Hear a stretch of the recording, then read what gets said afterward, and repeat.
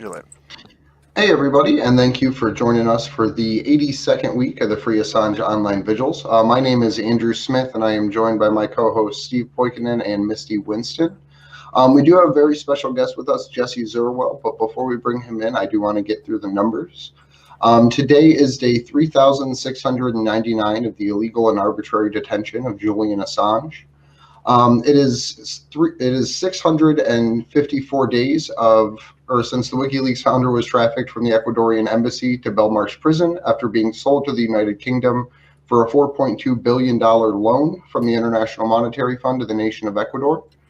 It has been 20 days since Vanessa Breitzer's June 6, 2021 ruling denying Julian Assange bail after ruling no extradition and personally ordering his release on January 4th based on the conditions of U.S. prison systems and mental health concerns. It is 1,323 days of federal incarceration for whistleblower Reality Winner. It is 319 days of freedom for Chelsea Manning, and she does stream on Twitch quite frequently, so you can go over and check her out, XYChelsea87. And it is 70 days in a halfway house for whistleblower Jeremy Hammond. It is not complete freedom, but it is better than a prison, and hopefully he will be out of there soon. But with that, how are you doing today, Steve? I have the day off of work because we're supposed to get rainstorm Armageddon. We're expected to have mudslides and like be more or less cut off from society for quite a while. So because I had the day off, I did several shows, and here we are. Yeah, got to have a wonderful conversation with our good friend Jason Burmis, and an incredibly long, incredibly just killer conversation with Nico. And Gloria and I did a stream, and I did a radio show out of Canada, and it was yeah. Can we just talk about how crazy your life is right now? Like, you just had fires a few days ago, and now you have like heavy rain and mudslides. Yeah, last week I was on standby because there was a wildfire about a mile and change from my house, and I did have to evacuate because of wildfires in the middle of the live stream. You know what? The amount of trauma that I've experienced just in the past year should break people, and yet here I am. Well, good on you for it. Steve. But how are you today, Jesse? Thank you very, very much for joining us. I appreciate it. Yeah, absolutely. Thank you for inviting me on sort of at the last minute. It's always a pleasure to be with you, Steve, and my co-host Misty from Facts on the Ground. But I'm doing well. Looking forward to our conversation. So thank you. I just want to point out that Jesse did not say it was nice to be around Andrew, and I think we all feel that way at this point. No, I did say Andrew. I'm just kidding, man. And Josh. Listen, I know Josh is like behind the scenes. Genuinely nice human being, Jesse. No, so I had Jesse, to like. This has nothing to do with you. Yeah. It's just being Steve. This is just Steve busting Andrew's balls and using you to do it. Okay. That's what that is. I'm always fine with being used as a means to an end, so don't worry about it. So I did want to get your opinion, because we haven't talked on the vigil here about it in a while, about how Julian's extradition case unfolded, the judge's decision to deny bail after ordering his release, and just all those other things that happened. I was just wondering what your take of it was and kind of how you felt about the situation going forward. Well, I'm happy that he wasn't extradited, that decision was not made, but since then and as of now, he's still imprisoned in Belmarsh and essentially being tortured both physically and psychologically to death, in my opinion. And I would love to say that the extradition denial was a victory, but as long as he's still imprisoned in Belmarsh, where COVID is rampant, where he is experiencing psychological torture. There's the physical torture of not having heat in his cell.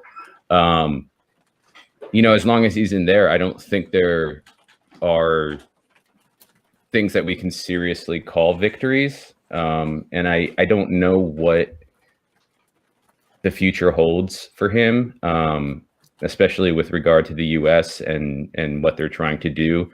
But I'm not optimistic. I'll say that.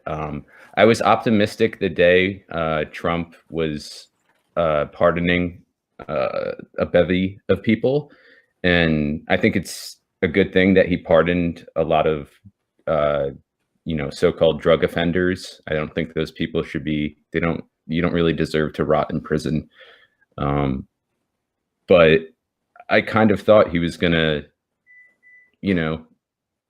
take his parting shot and be like, I'm gonna pardon at least Assange, if not, Snowden and then Chelsea Manning. And I thought maybe he was gonna do Snowden. Didn't you guys kind of? So I mean, I would just say with regard to the future, I want to be hopeful, but it's very difficult based on what I've seen so far, and there are so many manipulations going on behind the scenes that we don't even hear about. So I feel like we should do an entire episode on the ecosystem around the presidential pardon. Mm-hmm. Yeah, and I feel like it's worth like other shows doing the same as well, like on their own time. Just like, hey, why is John Kiriakou walking around saying it takes an average of $2 to $2.5 million just to get in the door of talking about a presidential pardon seriously? Mm-hmm. And go from there. Seriously, you guys, it's so fucked up. Like, this is fucked up, and nobody seems to talk about it. Nobody, like, it's. Oh, I mean, I guess some people did. Like, I mean, in our circles, kind of. I mean, it's disappointing that there aren't more people talking about it that should be, like, you know what I mean? There are a lot of people who are very intelligent and otherwise seem to get what's going on, but for some reason they don't pay attention to what's happening to Julian Assange. They don't pay attention to the attacks on the First Amendment, or, and to me, it's like one of the most obvious things happening right now. And I get that, like, not everybody can be on that, but it's still just really frustrating. I mean, and just how blatant and out in the open it is. It's really depressing. And what I fear is that obviously all of us are very focused on what's happening to Julian and following it on the reg, and we're doing what we can to hopefully get him freed. But what I'm afraid of happening is that, now that the extradition decision has come and gone, and that was sort of like held up and almost even like vaunted as like the date, like this is when everything is going to be decided. Now that that's come and gone, there's part of me that fears he's going to be forgotten, abandoned, not by people, such as ourselves who are paying attention to what's happening to him, but more so people who, that's not in their everyday sort of political sphere, not to denigrate them, just saying, I think it was on a lot of people's radars, even if they weren't quite familiar with the case. I think it was on a lot of people's radars when, especially when the extradition decision was handed down. And I feel like the lack of spectacle, for lack of a better word, might draw a lot of necessary attention away, but I don't know. I want to be optimistic about it for sure, but it's very difficult to say. Well, that's what public pressure campaigns are all about. And that's what, I mean, I feel like right now we've got a fairly good opportunity to capitalize on the number of people who have become not just more aware, but more vocal about it since really September and the witness testimony hearings. And our very own Misty Winston has basically taken it upon herself to start up a new round of letter writing campaigns and is working with Stella Morris. And if you'd like to fill us in on that, that'd be I don't think it's fair fantastic. to say that I'm working with In Stella. tandem, along, Listen, I would concurrently towards No. similar purpose. Steve Poikonen, I would love to take credit and be like, I'm totes working with Stella Morris. You know what I mean? Like, that shit. Like, I like to pretend that happens to make myself feel better about my failures. But You're a foreign agent with nefarious Coordinating? connections to Yeah. Stella Morris. yeah, Helping she's to just- facilitate. yeah. I will Anyway. paint you with what the fuck ever brush I want to, Misty. All right, that's fair. I'll take it. I am your canvas, sir. But yes, she has been very receptive to me when I've reached out to her to ask specific questions because, I, as much as I am in this for like my own reasons, like I very much want to respect them and how they want to approach things too. Do you know what I mean? Like it's a balancing act of like doing my own, like what I feel is good and right, but also asking that, like, I've reached out to his mom and asked her questions about things, and so yeah, she's just been very receptive when I reached out to her. I asked her like if there's anything, like what messaging she would want us to, kind of try to focus on, which was basically the same thing I was going to do not to like, well, kind of to pat myself on the back, but just like this, trying to make this into a Trump legacy thing, and you're continuing Trump legacy of attacking the media, and because I think in terms of public pressure, that's going to be the best, because everybody hates Donald Trump, right? And so if we make it seem like, if this isn't really, I don't know if I should say this out loud, but this isn't really Donald Trump's legacy. Barack Obama started this shit, but this is something that Trump went that one step more, like by having him arrested and pulled from the embassy and all of those things. So we can turn this into a Trump legacy thing. And if we use that publicly, people who hate Trump are going to listen, and it may take a while for them to get it. But those people will at least be like, oh, why is he continuing? Because everybody made it a big deal that Trump was attacking Jim Acosta and calling him names and being so mean and all that ridiculousness. So using that sort of reaction that people had to that, and framing it as Donald Trump's legacy of attacking the media, that's good for public pressure. So let's use that. And I don't know if they'll read the letters at the White House, but if we're all sending them en masse, and we have to do whatever we can, to me, you know what I'm saying? Like, and writing a letter takes 5 minutes. So it seems like an easy way to do something. So yeah, here we go. I don't know. We'll see. Yeah, Well- I'm definitely not doubting sort of the optimism you're putting forth, Misty, and I think that the collective direct action is absolutely important.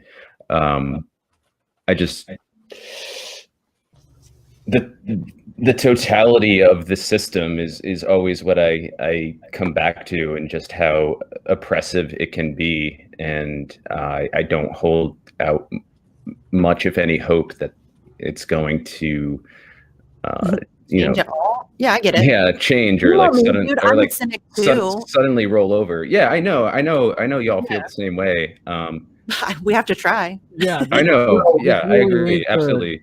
sunshine and hopium room. Yeah. Well, like Steve always says, if I didn't have like that little tiny bit of hope in my cold, dead heart, I wouldn't do what I do. You know what I Yeah. mean? Like there has to, every activist, no matter how cynical you are, and I'm pretty cynical, you have to have that like little bit of, fight. I think really what it is, it's just fight. Like I just get pissed off and I want to fight. Like I want to fight back. Like it angers me. So when I get mad, I want to do something, and that's just how I mean, that's my copium, is Yeah. fighting. So No, I'm on the same page. I think we Yeah. should absolutely keep fighting. I just also think it's we should be very wary of, and I think folks like us are, not to put us in a club, I think a lot of folks are, but wary of the totality of repressive and suppressive power of this government and what they can really do to us and our movements if they want to. So on that note, we have a call to action that I just put up on our website right before we went live. I've put it out 2 other times to cities, but I never put it out to our community to try and circulate. And Steve's probably going to try and murder me after the show. But there's 210 cities that I sent notifications to telling them this time on February 28th from 2 to 4 p.m. in that city's time zone, there will be an event occurring, right? About a little over a month, like about from now, like 34 days maybe. So I'm going to put that link in chat for everyone. If you're interested, please help me share it around, because I figure give people a space, like build a space for people to come together. And they're free Assange events, but the hope is to offer space and solidarity to other groups, because there's so many other people taking a stand about so many other things. And that just gives us a chance to come around together under a common cause and share our collective issues with one another. So I look forward to seeing how this turns out. Hopefully it'll be fun. Yeah, well said, Andrew. I think that brings up a good point too. That and Misty and I were talking about this before one of our shows the other day, but there is a direct line you can draw between what's happening to Julian Assange and the fight for forcing the vote and Medicare for all. It's because of the war crimes for which trillions of dollars are spent a year that the money's not there for Medicare for all. And that's, these are the crimes that Julian Assange and WikiLeaks have been pointing out. And I think that, that goes back to what you just said. Like you can call them overlapping causes or movements or whatever, but it's a bad example. It's sort of like that movie Crash, though, where everything's connected, or maybe a better example would be Magnolia. But point being, I think there's a direct line you can draw between U.S. foreign policy and why we don't have universal health care and education. Well, like you're going to get me on a rant again, but this, okay. What's happening to Julian Assange literally affects everything. I know I say this all the time, but it literally affects everything. And it's not about Julian Assange. It is legitimately about narrative control, and that it kind of started with him in a big way. It's always kind of been a battle, but they really ramped it up when they started going after him. But if you do not have the ability to, share information freely and have discussions and conversations, you cannot fight for any other cause. And so this is, it impacts literally every other thing that we face.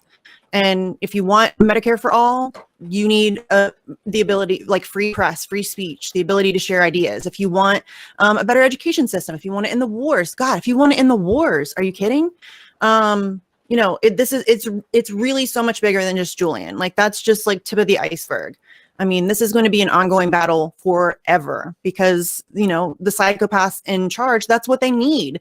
I mean, people say they want to fight fascism. One of the first things you will see in like a sort of a fascist takeover is trying to control the media. Mm-hmm. I mean, trying to control the narrative. And this is not rocket science. Like, this is what is happening. And it's, yeah, sorry, rant again. I know I talk about this all the time. I'm sure people get tired of hearing me talk about it, but it's so frustrating.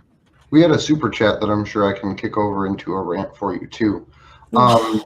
They accurately asked, didn't the Democrats ask Trump to arrest Assange? And that is 100% correct. Yes. I'll put the link into it. It's actually democrats.senate.gov/ a whole bunch of letters. But there was 6 Democrats. There was Schumer. I thought it was 11. I thought it was 11. This one is 6. This is them specifically asking to have Julian removed from the embassy. I'll Feinstein on it. We'll do it live. I'll pull it up. And real quick, Jesse, the reason there's no money for Medicare for all is because they don't give a fuck about you. Yeah. Oh, exactly. They Like, have the- it's such not awful because wars. it goes to war. We have No. faith-based currency. We have fiat Yeah. currency. We printed nearly 2/3 of all money that has been printed into existence in this country since August of 2019. Money isn't All real. Like, it's not Trump, like by the way. But for my fiscally conservative friends in the audience. But it isn't because the resources have been allocated elsewhere. We can do this all day as long as Congress authorizes a bill and it gets kicked over to the Fed. It's because they don't give a fuck about you. Yeah, I absolutely agree with that. I'm just like looking at it from the context of the US's hyper-capitalism and a hyper obsession with profit motives, and the fact that basically the only manufacturing base left in this country is the merchants of death, the war profiteers, the Lockheed Martin, Northrop Grumman. We all know these companies, and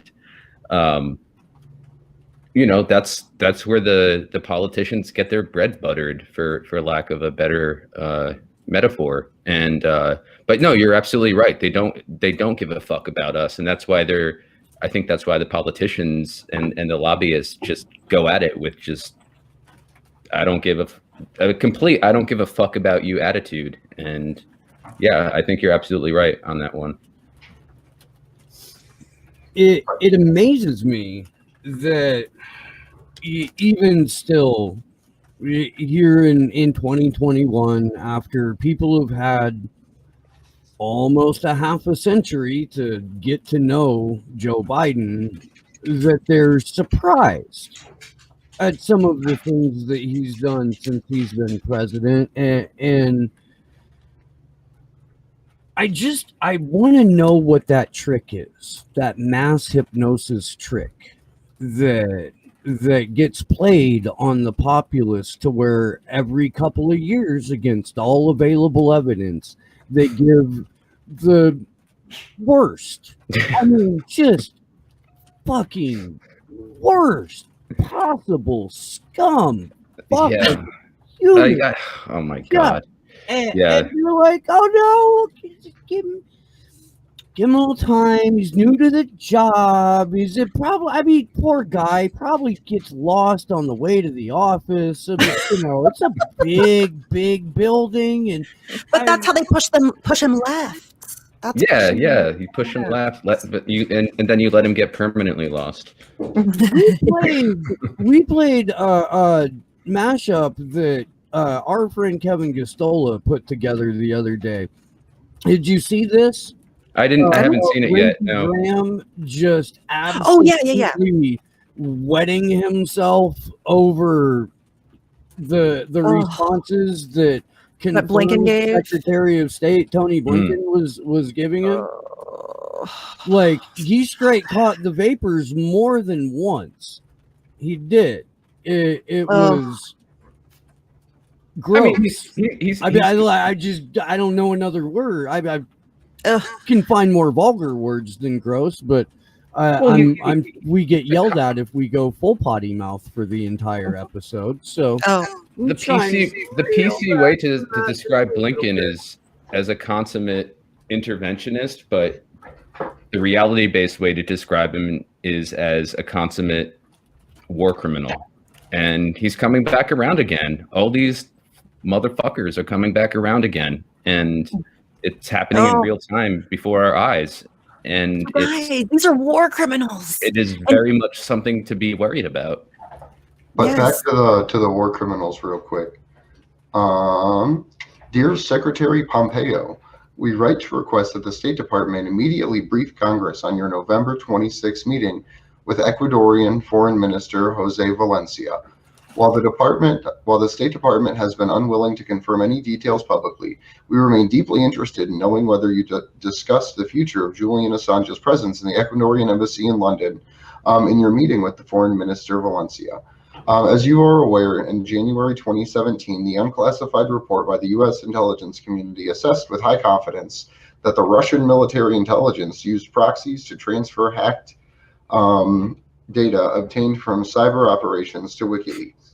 These activities were explicitly intended to interfere in the 2016 U.S. elections. Congress and the American people deserve answers about the foreign interference in our elections and your effort to hold accountable those responsible. To that end, we ask that the State Department brief Congress on the following questions. Did you ask Foreign Minister Valencia to confirm whether Paul Manafort visited Julian Assange in the Ecuadorian embassy in London, including as recently as March 2016, as described by media reports? And that's a literal article that's never existed. Did you, or not existed? It's been a complete fabrication since it was put out. Is that the Luke Harding masterpiece? Yeah. Yeah. Over in the Guardian, I believe. It's disgusting. I mean, everybody should take the chance to rail on him and joke about him for writing that, but in all seriousness, like, what a disgusting act of just writing in general. I wouldn't even consider that journalism. It's No, it was completely made up. Fuck that guy. Yeah. He looked, a whole ass outfit, you guys. They invented a whole ass outfit for Paul Manafort. It is Hillary Clinton fan fiction. Yeah. Exactly. But what's even more absurd almost is that the article's still there. It hasn't been retracted. Nobody's made any apology for it. And Luke Harding apparently still has a job. I haven't really seen him write anything. I haven't seen him make any appearances since. He really Aaron rat hole the other day. He did crawl out of his rat hole the other day. Oh, he did? He emerged and he wanted everybody to completely forget about Julian Assange. Mm-hmm. He's such a scumbag, you guys. And along with it, piece of shit. Probably really wants you to forget that it was him and David Lee's book that dropped the password to the unencrypted, unredacted Cablegate. He probably wants you to forget about that. I don't. I want you to remember that. Mm-hmm. Yeah. In fact, I honestly don't feel like Luke Harding gets enough shit. You know? I don't either. Well, according to the U.S. government, Luke Harding will get indicted. They argued in court that Luke Harding is responsible for publishing the information that WikiLeaks did before them. And so he is literally a co-conspirator according to the arguments accepted by the U.S. government in court as far as the timeline of release goes. So that's interesting because that's news to me, but how do y'all feel about that? Because Luke Harding is a piece of shit, and I don't think there's any question about that. But Andrew's being a little bit. He's forecasting.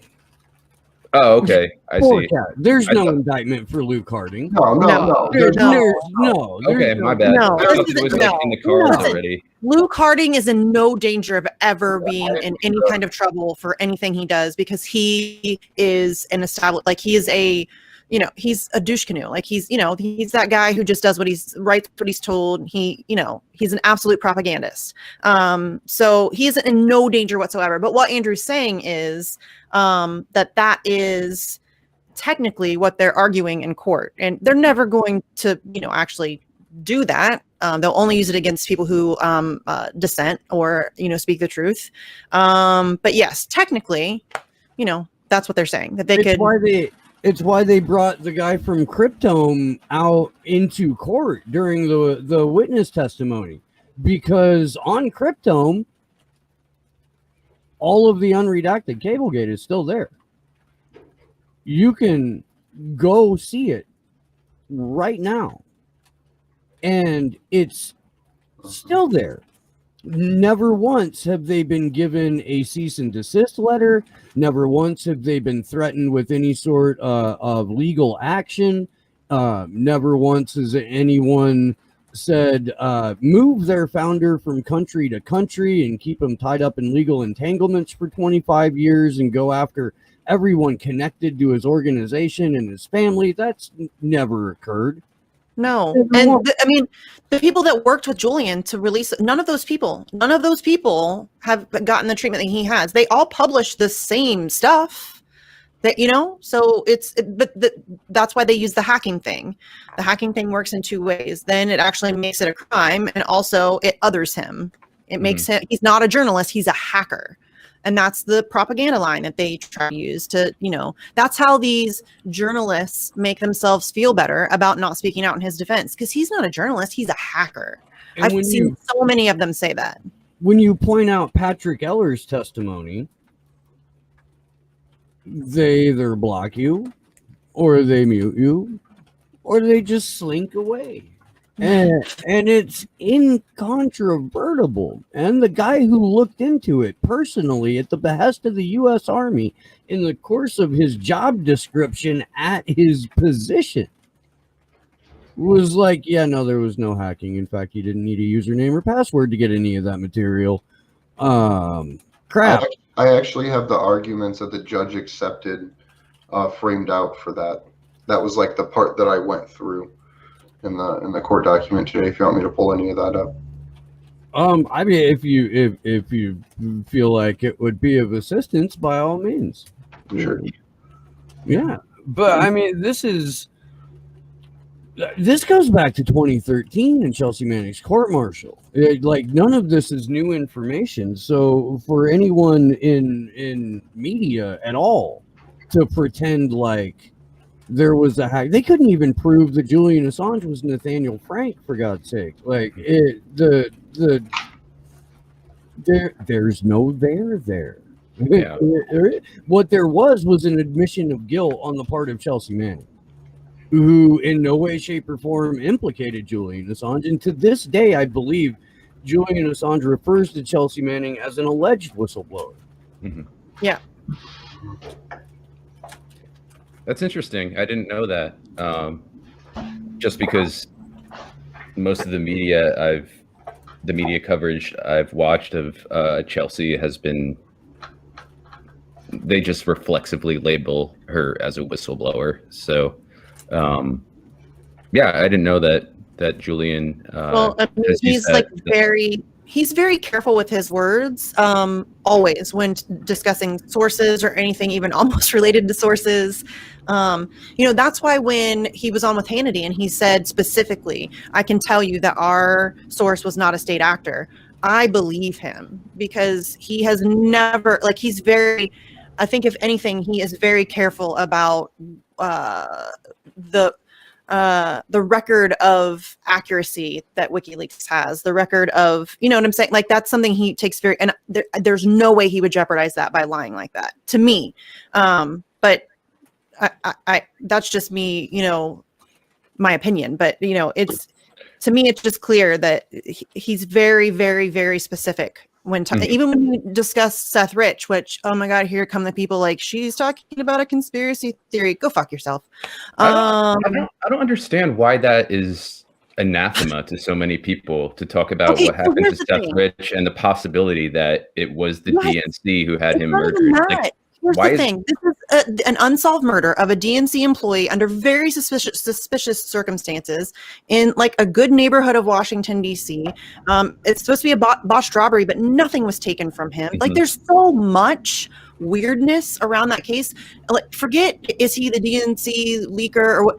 Forget that. Like, that's like, I'm a true crime nerd. Like, I'm interested. I want to know what happened to this guy, like, yeah. why am I not allowed to question and like ask and talk about it? And it's ridiculous. And let's not forget about the late journalist Michael Hastings as well, who was murdered under, I think, still very, questionable, really doesn't get to it, but for lack of a better word, questionable circumstances. So, I don't understand why. Well, I do understand why, because people don't want to think it's true and they also have an agenda, but it's still baffling that, like, you put that out there, not saying it's true, but as a possibility, and people like like mobs of people like reflexively lash out at you like, no, there's no way this could possibly happen. The DNC would never do this, you know? And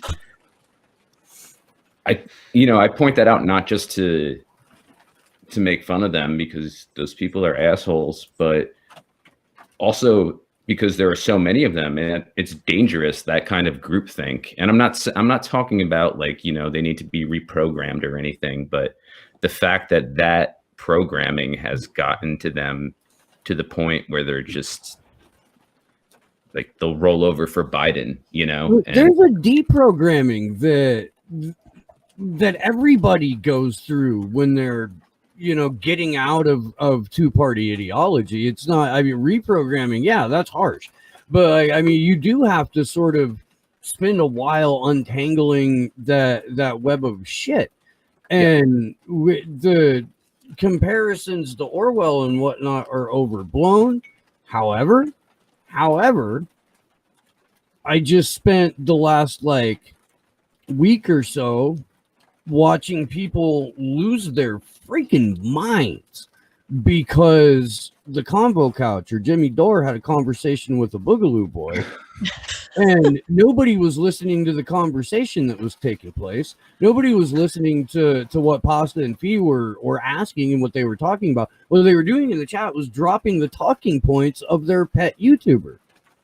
And so I bring up Orwell to come back to the party told you to reject the evidence of your eyes and ears. It was their final, most essential command. And that's where we're at. People are literally refusing to acknowledge what their eyes and ears are telling them. And in a incredibly programmed, conditioned, reactionary fashion are not responding, but kind of like hurling talking points. And it's killing me to watch, dude. Oh, is it frustrating? No, you're not exaggerating. I mean, if anybody watching is on Twitter, they know, I think they'd know exactly what we're talking about. It's like, I mean, I got last night pilloried as a propagandist, which in a way I found like quite generous and endearing, that what I write is so able to brainwash people. I'm that good of a writer. So, but no, it's you put something out that's a matter of historical record, and I don't really know who many of these people are, but you know, they come out of the woodwork and they do everything they can, but address the issue at hand. It's, you know, basically what they do boils down to just ad hominem attack after ad hominem attack, and the issue doesn't get addressed. And then you go back and look at, you know, the timeline of the conversation, and it's like, it looks like somebody trying to talk reason to a brick wall. And yeah, I don't know who these people are and where they come from, but I'm not surprised at all that Jimmy got pilloried the way he did for having the Boogaloo boy guest on. I don't know his name, but Magnus, I think. Okay. Right? I think it's like a very interesting. I think it's Magnus. I think. I'm sorry if I'm wrong. I'm pretty sure. It's like right. It's a very interesting name, so I think that's right. But yeah, you're absolutely right, and this is okay. The absolute ridiculousness right now of pretending that saying, you know, hey, we should have conversations with people we don't agree with. And taking that and turning it into you're a Nazi and you're a fascist sympathizer, and you know, it's, oh my God, it's so exhausting, you guys. It's so exhausting. But can we jump into the court doc? Real quick, before we do that, I have to give my Slow News Day co-host Gloria Jones a big shout out, because her point the point that she raised, like when we were talking about it, was, do these idiots genuinely think that when we get around right wingers, we co-sign everything that they do? Yeah. Like that, or because these people are going to get talked to about whatever racism they've internalized, and we're going to have a dialogue about exactly what we need to do moving forward. But you can't do that shit unless you get out and talk to them. Yep. Oh. Yeah, It's ridiculous to label 75 million people as literal Nazis because they voted for Donald Trump. That is fucking infantile and ridiculous and self-defeating. These are people who voted for Bernie in the primary. These are people who voted for Barack Obama in 2012. And you're labeling them all white supremacist Nazis, all of them. Like, that's what I'm seeing. You can't even like say like you want to even talk to a Trump supporter. If you say that, then all of a sudden you are aligning with Blue Boys and Proud Boys and you're a Nazi. That's not what I said. I said that not all conservatives are Nazis. Not all conservatives are white supremacists. Not all Trump voters are terrible, evil, irredeemable racists. Like, a lot of them are just regular people who have been screwed over and they've been propagandized to be mad at the wrong people and the wrong things. That's it. And it's okay to like be able to have a conversation with those people and not agree with them and loathe some of the things that they may say. A lot of them are casually racist. A lot of them are very racist. But there are racist people on the left. So it's fucking ridiculous. And then for you to like be voting for Joe Biden and then calling me a fascist enabler, go fuck yourself. You voted for a fascist. Like, I'm done. I'm done with this bullshit. I'm so done with it. Like, you guys need to grow the fuck up and realize that wanting to have a conversation with somebody I don't agree with doesn't make me a fucking fascist. Period. That's ridiculous. Sorry. Rant over. I mean, you know, Max Boot is essentially now considered a leftist. Like John Brennan.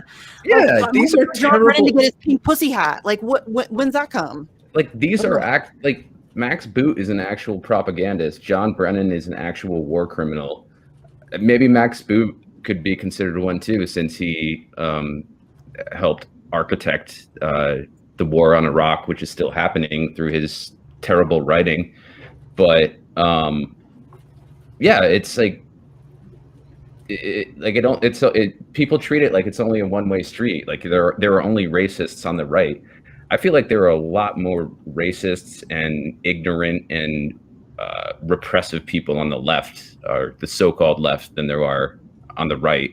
And that's not giving any deference to the right. It's just pointing out material reality. I mean, you know, look at people like Emma Vigeland, for example. I'm not calling her a racist, but if you read what she puts out constantly, it's just this bourgeois orientalist perspective of the US and, you know, foreign policy, if her brain can like handle leaving the continent. And but people buy into it, you know. She writes for the Times, right? I forget. Emma Vigeland? No. Yeah, I don't know. I try not to pay attention to her. She's like a CYT alumni. Oh, CYT, yeah. I think she's on Majority Report, which is perfect. She's getting the MSNBC money now. Yeah. Or at least by extension. And she grew up in the Hamptons. Yeah. Her dad's like one of the top cops in New York. Yo, the Hamptons are ghetto as fuck. I mean, who did she intern for? Was it Klobuchar? Did she intern for Klobuchar? Or was it what's the other one? The other no, it was Kirsten Gillibrand. That's it. That's the other one. I get those two confused. But yeah, I mean, so her perspective is going to be that of a sheltered, wealthy, white chick. I don't, and it's going to come out insulting because that's how her, you know, it's how they communicate. Like I fucking, when you've got people who have grown up thinking that poor people are beneath them, and then they're in a position where their audience is poor people, they're going to be insult. Like a lot of that's going to come out insulting. What's going to come out as confirmation bias is the lazy, like quasi-campus Marxist lingo with no real world experience. Scope of experience determines relatability, and she can relate to other, like, you know, bougie campus quasi-Marxists for sure. Absolutely. But to anybody who's actually experienced any kind of like real world or hardship, no, fuck no. Andrew, you've got slides. I was just letting you talk about nothing for a while. I figured we can go on. You fucking day, man. I didn't. You look a little long in the face there, and figured we could bring it back around. Look at him. He's like all slow. Keep it going. We can talk about nothing for a while. I'm good, dude. I'm good. Hey, are you saying Emma Vigland is nothing? Yeah. Yeah, you're right. Yeah. Like that's a fart in the wind in the scope of. Yeah. No, exactly. She wouldn't be worth mentioning if she didn't have the platform she has and the reach she has. And if there weren't people, and I'm not saying like the majority of people are stupid or ignorant or sheeple or need to wake up or anything, but not everybody, the majority of people don't have the ability to, or the circumstances to, you know, dig into actual independent media. And they watch, you know, they'll watch CNN, they'll watch MSNBC, they'll watch Fox News, like whatever's readily available, and just kind of internalize that and like go on with their days because, you know, unlike us, they're not like we're much more invested in it for our particular reasons. But you know, I can see like how so many people, because they're stuck in that and having to rely on that they come to believe these narratives and the people who spin these narratives as reality. And it's not reality. It's a narrative that these people have, people like Emma Vigland have a financial interest, maybe a socio-political interest in shaping. Andrew, you want to do your slides now, buddy? I mean, we're like miles past what we were actually talking about when we were talking about it. It's Yeah. okay, man. We can bring Alright. the whole thing Yeah. around. We Listen, can. our audience is very smart. I'm sure that they can just get right back into it, my friend. Let's do it. I firmly believe in our community's ability to shift gears. Yeah, Yeah. absolutely.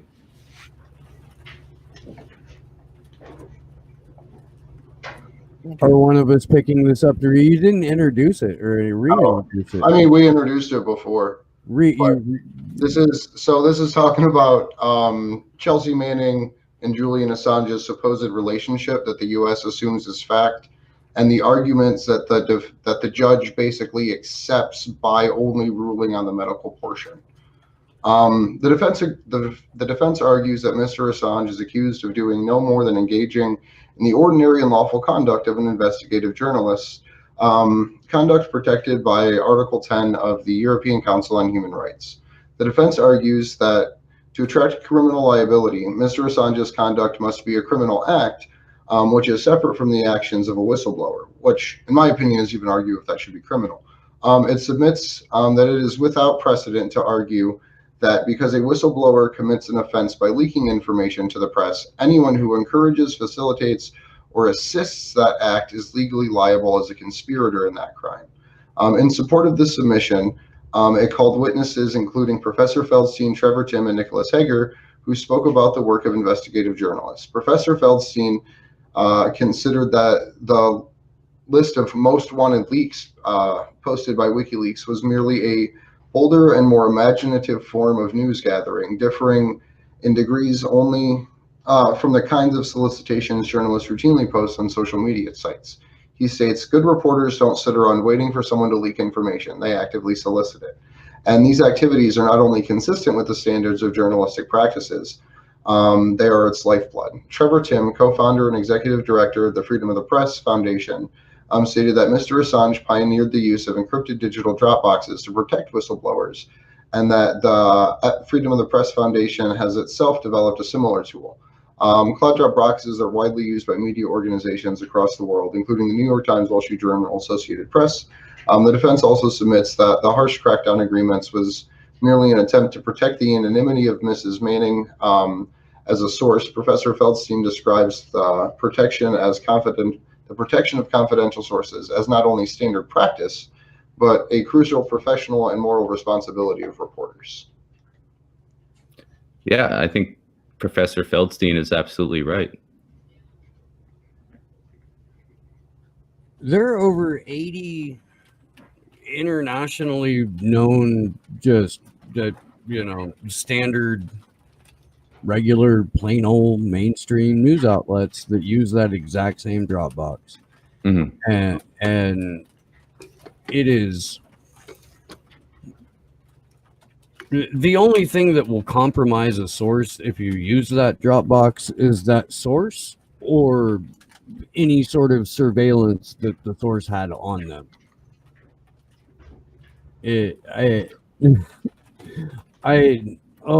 This judge, God, she's fucking awful. Okay, wait, I do have a Where did question she come though. from anyway? Hell, Literally no one knows. So Vanessa Nobody knows, Bracer yeah. has no footprint on the internet. Most of her cases aren't accessible to the public. And for the most that we've known, reality has been bent because she has like a 99.9% you're going to hell rating with sending people into extradition. Sounds like Yeah. Israel. And there's like you can only find like one picture of her anywhere. And yeah, she's like been scrubbed from the internet. It's very bizarre. But do you guys happen to know who Kaylee on Twitter? I don't know if you guys follow her or not. She's super big into all of our stuff. But she was asking, do we know the judge's name that is taking up the appeal? Do we have that information yet? Do you guys know? No. The appeal hasn't even been formally filed. So Okay. the last thing that we knew was, I believe, was the 14th or 15th. The U.S. said that they were planning on filing their immediate appeal, that they said they were filing, but they needed 2 more weeks. No, they filed. They They filed the Friday before the due Yeah. date, but they get 2 weeks They to do filed their an like extension. final. Yeah. They basically Yeah. said, hey, we need 2 weeks to do this thing that we said we were doing immediately. That's why you kept them in jails, because this was supposed to happen the next day.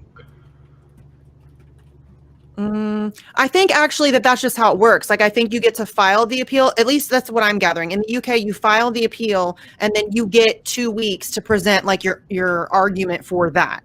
Yeah. Am I right on that? That's what I was getting from it. Yeah. I could totally be wrong though, but From the sound of it, to me, it sounded like they got an extension to file. No, I think that's what was kind of like being talked about on Twitter, but I don't think that was accurate because I actually put that out too, and I don't think that's actually accurate. I think that's just how it works in the UK. Like, you file the appeal and then you get 2 weeks to like present your evidence for that or whatever. Yeah, it's a formality. Yeah. They did wait till the last minute. The way that the UK law language reads makes it sound a little bit different. Yeah, it's wonky. But essentially, it's what they filed was a declaration to appeal, and they have 2 weeks from the date of that filing to submit their formed arguments. It's not an extension so much as it is the granted allowable amount of. That's just how it works. I was confused too, though, Andrew, at first. And then a panel of judges, from what I understood, will just determine whether or not the appeal has merit. If the appeal has merit, then they'll set a trial date. But what procedurally, and to make sure Julian Assange stays in the Guantanamo Bay of the United Kingdom, the U.S. can file meritless appeal after meritless appeal after meritless appeal, in the same manner that all of the lawsuits that Trump's legal team filed were found to not have standing. It doesn't mean that they weren't good arguments. It means that there was something procedurally meritless about it. So they didn't even take up the question. Yeah. Yeah, I was confused too, though, Andrew, at first, because when it first started coming out, that was kind of the way it was being explained. And I was like, because I didn't even know they had filed, because they filed on the Friday. The Monday was like the last day, and they filed the Friday, but I didn't even hear about it. So we were all like Monday talking about it. And that's when when it was explained to me too, that's exactly what I thought too, Andrew. But I really do think it's just a procedural thing where, they get those 2 weeks to present whatever argument. But you're right, Steve, they're going to drag this shit out forever. That's the plan. I mean, we know that, like, the leaks that were put out, they're going to tie him up in legal shit, and they're going to just break him down mentally, physically, spiritually, emotionally. That's what they're doing. And, it's going to take a massive public pressure campaign to stop it. It really is. That's the only thing that will stop it, I think. That's my opinion. Yeah, and that I mean, it's brutality, really. It's lawfare, if you want to call it that. And there's historical precedent for it. Look at Assad Shakur, right? Look at Sundiata Acoli, these political prisoners who've, were involved in Black liberation movements in the late 20th century. And, the government, mostly through COINTELPRO, saw that as the legitimate threat it was, but obviously chose to try to eradicate such people. And I think what we're seeing now with regard to Julian and other whistleblowers, if you want to call them that, is it's an iteration of the same brutality that was meted out to Black Panthers like Fred Hampton and others. And that's why Assata Shakur is in Cuba now, because she knew what was coming if she stayed around. Snowden knew. People, I don't even know why that's still a question. It's like what do you want him to do? Like, try to get back into the US, I love the people who say that it's proof that he's a Russian agent because he's in Russia, not knowing that the reason he's in Russia is because we canceled his passport when he was in Russia trying to get elsewhere, and we trapped him there essentially. That's always fun. But just my point being that, once you start getting anywhere and the government recognizes that, that's when they're going to come after you with whatever force they decide is necessary to take you down, whether that's murdering you in your bed like Fred Hampton, or illegally extraditing you from Canada like Leonard Peltier. So I think what we're seeing play out is again an iteration of that with Julian Assange and Chelsea Manning, reality winner. Daniel Hale, I'd like to mention Daniel Hale, if anybody's familiar with him, because I think he's another whistleblower we should. He's another casualty of The Intercept. Yeah. But that's, I think, we're seeing a, maybe a more modern or digital version of, what was done to resistance movements in the 70s, late 60s and in the 70s. And it's dangerous, and we should all be worried about it, because again, this is the pessimist in me coming out, but I don't see things getting better from where we are right now. I mean, Joe Biden is the American president. Like, if that doesn't, make you want to do acid, I don't know what will. It's just fucking ridiculous. It's like Steve says, we live in a cartoon. It's unbelievably ridiculous right now. It's so bad. And, anybody that thinks Joe Biden is going to be better is just so not ready for what's coming. Yeah. And no offense to acid. I like acid. I'm just saying. Yeah. Really the only way you can get away from the just like that ridiculousness, the misery, the walking flesh-covered misery that is Joe Biden.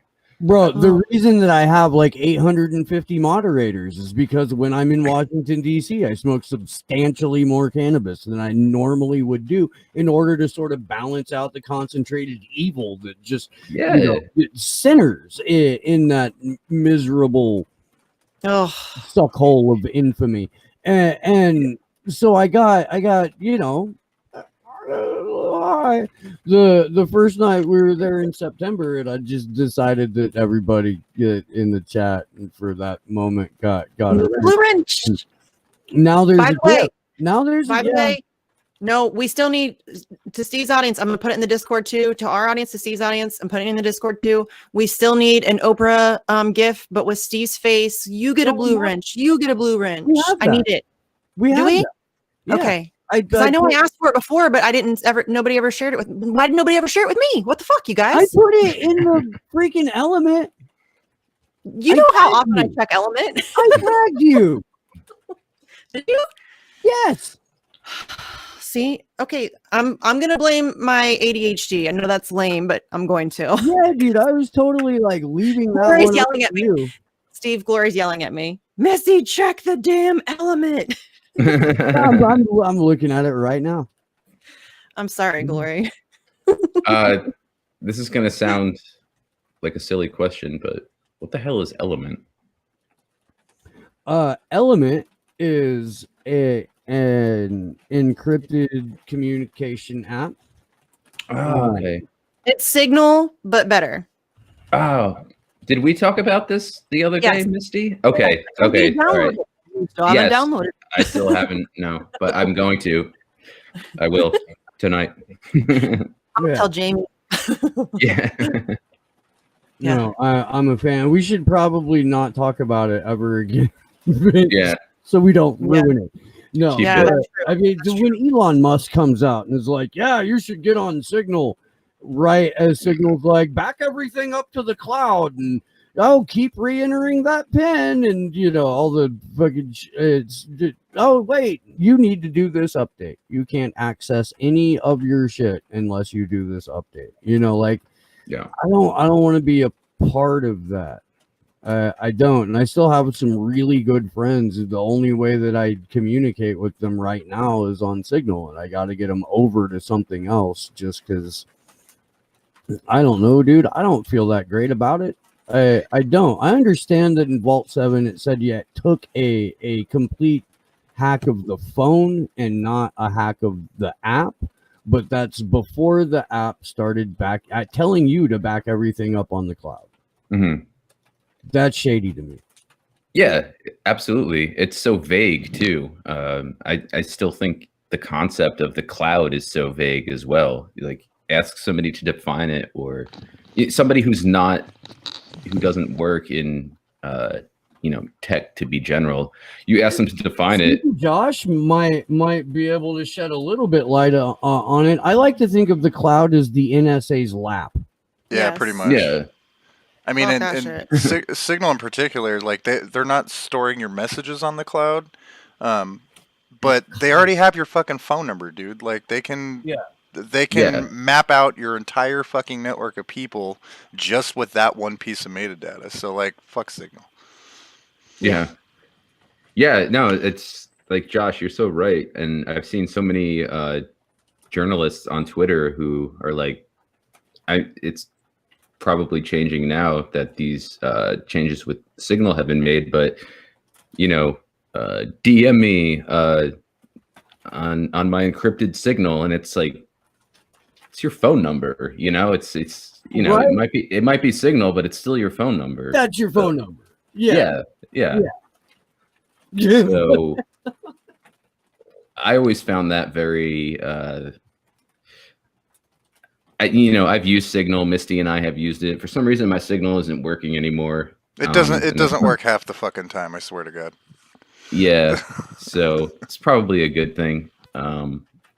But yeah, I think it brings up an important question, though. It's like companies like these who come out with encrypted means of communication, like Proton Mail, Signal, Element, like, I'm just curious what y'all think. Like, what are their chances of, maintaining their sort of original goal as opposed to being folded over like Signal has? Element's open source, so they've got like code audits and shit like by the public, so that helps. Yeah, totally. I don't know the like how long these companies have been established, but it seems like the longer they're around, the more they get co-opted. Yeah, that's why you have to just constantly, like, you have to be vigilant all the time. That's what sucks. That's what's exhausting. You have to be vigilant all the time. You have to like constantly be checking and double checking and rechecking and then triple checking and reevaluating. It's like a constant job to keep up with these assholes. You know what I'm saying? Yeah. Well, the longer you use a lot of these apps, you see people kind of migrate. Because some of the apps will send you notifications when people sign up for the platform. So for a while, you see like your friends first get on one platform, like the normal people, and then some people and some things will migrate to another, and a few others will go to a separate platform. So it's really just, at least to me, using a bunch of them. Because he knows which ones are good, so don't rely on one of them for everything you do. It should be kind of the same way for devices. Totally. Yeah. Decentralization of 100%. Like that's, we talked to Chicho about that, didn't we, Jesse? Yeah, we did. Yeah. He's like, he talks about all the time. And so that's an advantage to Signal or Element too, is it's all decentralized. So you can run your own server. Like you don't even have to use like Matrix's own server. So I don't know, you can keep it a little more honest. Cool. Definitely going to check that out. Yeah. But one thing I wanted to ask you all about is the way language has been being thrown about after, the so-called storming of the Capitol on January 6th, everything that might have even an intimation of support or just trying to explain Trump and or his supporters gets you cast in stone almost as a fascist. And I'm wondering how you feel about this manipulation of language to basically try to railroad people like us into shutting up, into that's why Twitter took Trump off of the platform. It's censorship, and it was a way to say, like, we'll shut you up if we don't like what you have to say. So I'm wondering what you all think about that. So we were there, like, before the events and all of like the whole thing. Like, we weren't in, but we showed up, I don't know, maybe 45 minutes after everything initially started. We were at a 300,000-ish, 200 to 300,000-ish person event, just asking for election integrity. Like, the people that were there knew what that term meant. They had some idea that voting machines are bad from whatever source they heard it from. And it wasn't like the greatest election integrity movement in the entire world. But as someone who is politically left in many senses, it's something Bernie Sanders never did. He had the evidence laid out in front of him in 2016 by WikiLeaks leading up and during the actual election convention, after he spent the whole time telling all of his supporters, this is rigged, I'm being cheated, and then was given the evidence and threw his hands up. And there was people that you talked to there that when you told them about that, they were like, yeah, we should have stood up for Bernie Sanders, but we didn't. And there was that mentality among the crowd too. So I think personally, the whole charade of terrorism is 32 people did something heinous and stupid, right? While 200 to 300,000 people get their voices completely ignored. Mm-hmm. I think that's the greater. It's been turned into a circus. And okay, so, yes, you're right. There were some bad people in there. There are bad people in every group. And I'm not like, I don't agree with most of those people on politics, on much of anything. But I'm really tired of people pretending like our elections are all of a sudden pristine and perfect and you can't question them. And obviously it was a fair election. That is so ridiculous. I don't even know where to start. If the election took place in the United States of America, it was a shit election. It was fraudulent. It was not legit. Your vote didn't count. Like, I don't think that there's any debating that. Like, it's really bizarre to me that otherwise intelligent human beings are pretending like our elections are fine all of a sudden. They're not fine. Are you kidding me? So it's this really bizarre thing where we're like being told we have to trust our elections suddenly, despite the fact that we have all evidence to the contrary that they're in any way, shape, or form legitimate. And if you even dare to question that, you're suddenly a conspiracy theorist and a wackadoo and a Trump supporter and a fascist and a Nazi. And you're right, Jesse. The language, I think we talked about this with Danny. He always talks about language, which I love, but the language surrounding this is incredibly dangerous. It's ridiculously like hyperbolic and just insane. It's insane. Like it's the same thing as like right wingers saying that Joe Biden is a communist. It's ridiculous. Yeah. Well, not all Trump voters are fascists. That's so ridiculous. It's worse than just calling Joe Biden a communist, because that's farcical, but also incredibly impersonal.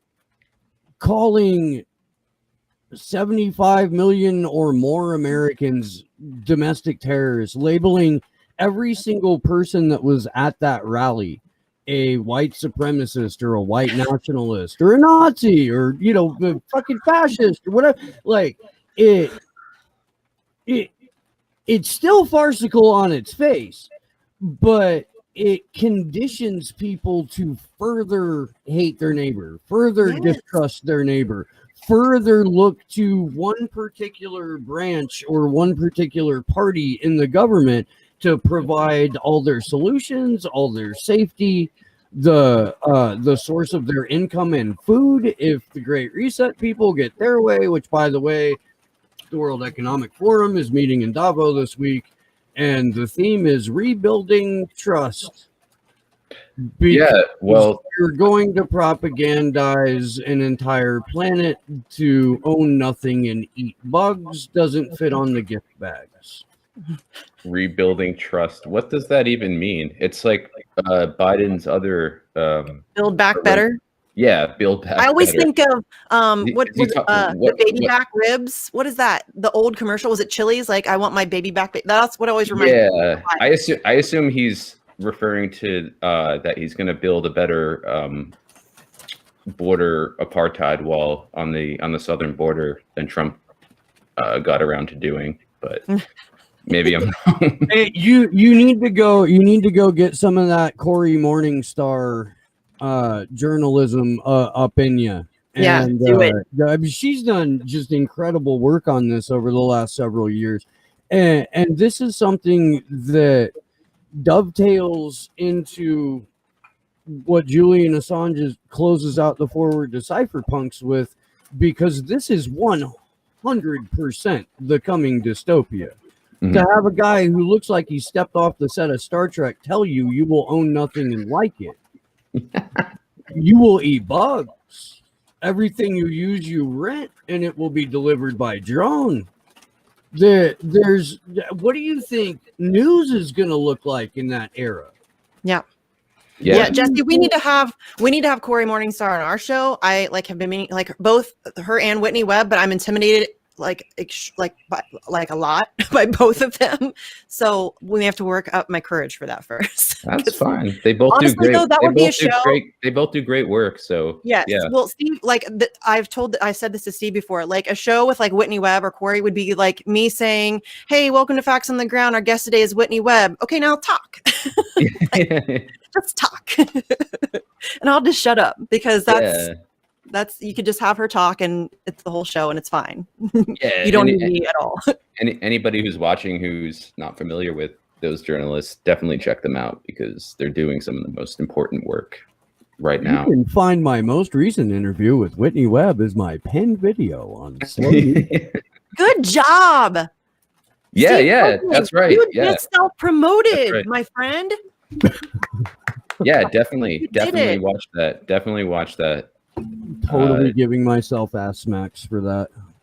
I'll wait Dude. until we're off camera, but it's gonna happen. You gotta No hustle, problem. man. You gotta hustle these days. Steve and I are both terrible at it. We're terrible.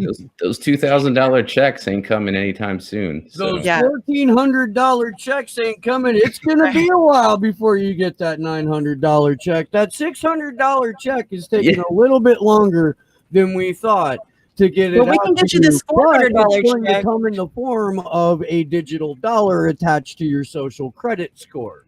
You're welcome. We just minted a bunch of nickels, so we'll be able to hand out some cents, but Yes.